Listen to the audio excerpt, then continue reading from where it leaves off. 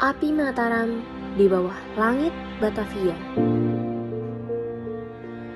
Tahun 1628, tanah Jawa bergetar oleh derap ribuan langkah pasukan Mataram.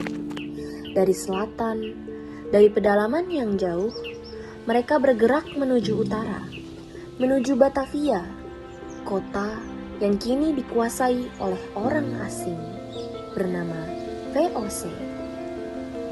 Di antara mereka, seorang pemuda bernama Panji Wiratama menggenggam tombaknya erat. Wajahnya lelah, tapi matanya menyala. Ia tahu mereka datang membawa perintah langsung dari Sultan Agung Hanyakarakusuma, Raja Besar Mataram yang bertekad menyatukan Jawa dan mengusir penjajah dari tanah air. Batavia harus jatuh, kata Tumenggung Bahurekso, panglima perang yang memimpin serangan itu. Belanda telah mencemari tanah kita. Hari ini Mataram akan membersihkannya. Perjalanan panjang menuju Batavia bukan perkara mudah. Banyak prajurit jatuh karena lapar, haus, dan sakit. Tapi semangat mereka tak padam. Dan ketika akhirnya mereka tiba di sekitar benteng Batavia, suara meriam Belanda menyambut dengan gemuruh. Pasukan Mataram mengepung kota, mencoba menembus benteng. Tetapi tembok Belanda terlalu kuat, persediaan makanan menipis, penyakit mulai menyerang, dan akhirnya banyak pasukan gugur, termasuk sang panglima, Tumenggung Bahurekso. Serangan pertama itu gagal. Setahun kemudian, pada tahun 1629, ia mengirim serangan kedua.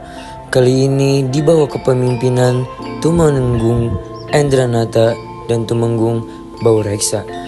Panji yang selamat dari perang pertama ikut kembali. Ia percaya, jika Mataram jatuh hari ini, Jawa akan hilang selamanya. Sultan Agung telah belajar dari kegagalan.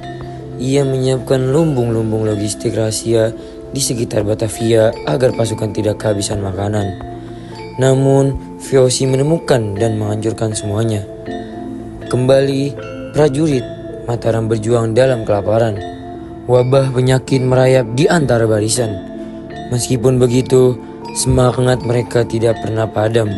Panji terus berperang, menegakkan bendera putih bergambar matahari di tengah hujan peluru. Untuk Sultan Agung, untuk tanah Jawa, teriaknya meski lututnya hampir tak mampu menopang tubuhnya. Akhirnya serangan kedua pun gagal. Banyak prajurit gugur dan Panji menjadi salah satu yang terakhir mundur di medan perang. Dari kejauhan, ia memandang Batavia yang masih kokoh, lalu menatap langit senja. Ia tahu Mataram belum menang, tetapi perjuangan mereka tidak sia-sia karena selama semangat Sultan Agung dihidup di hati rakyat, penjajahan tidak akan pernah diterima tanah ini. Waktu berlalu, tahun-tahun pun berganti. Sultan Agung terus membangun Mataram, menguatkannya dalam budaya, hukum, dan persatuan. Namun, tubuh manusia memiliki batas. Pada tahun 1645, Sultan Agung wafat. Mataram berkabung. Panji berdiri di antara rakyat yang menundukkan kepala. Bukan hanya seorang raja yang pergi, tapi matahari yang dulu menghangatkan tanah Jawa. Tahta kemudian diwariskan kepada putranya, Amangkurat I. Namun arah angin berubah. Amangkurat tidak lagi melanjutkan perlawanan. Ia memilih damai, bahkan menjalin hubungan dengan VOC. Mataram yang dulu berapi-api di bawah Sultan Agung, kini perlahan meredup. Panji merasakan itu.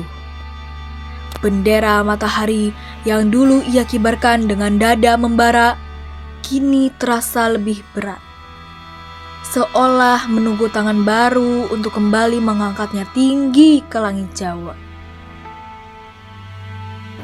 Namun api itu tidak pernah padam. Ia tetap menyala dalam diam, dalam dada petani, dalam bisik para pemuda, dalam tanah yang menunggu saatnya. Suatu hari, api itu akan kembali membesar, menjadi gelombang perjuangan yang mengusir penjajah dari bumi Nusantara. Karena keberanian itu diwariskan, dan api Mataram masih hidup sampai hari ini.